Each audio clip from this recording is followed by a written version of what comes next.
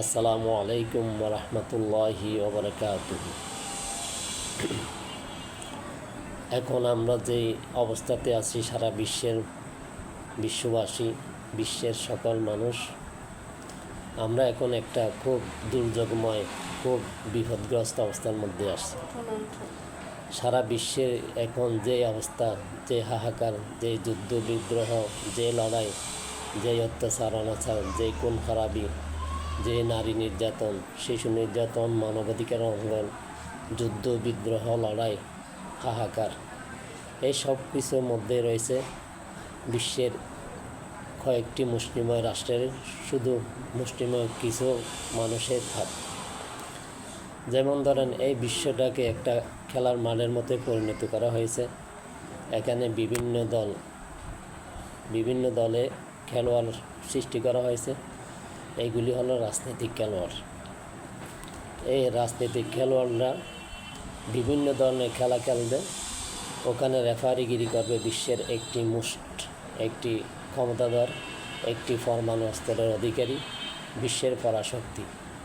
সেই পরাশক্তি যাদেরকে চাইবে, যাদের পক্ষে নিবে, তারাই খেলায় জিতবে, আর যাদের বিপক্ষে নিবে তারাই খেলায় হারবে।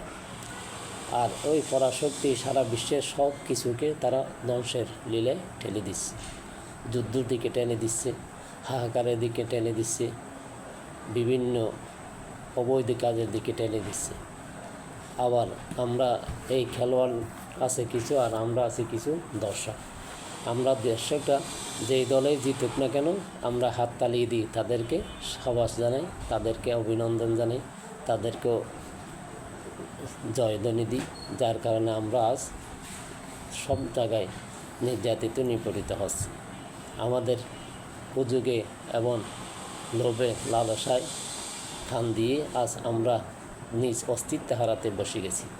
এখন আমাদের কী করা উপায়, আমাদের কি উপায় এই থেকে বাঁচার জন্য, এইগুলি নিয়ে আমাদের চিন্তা করা এখন দরকার।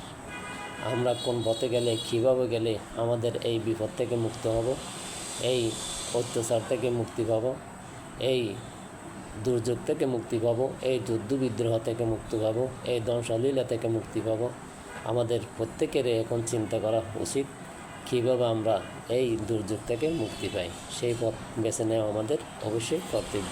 আসসালামু আলাইকুম ওয়া রাহমাতুল্লাহি ওয়া বারাকাতুহু।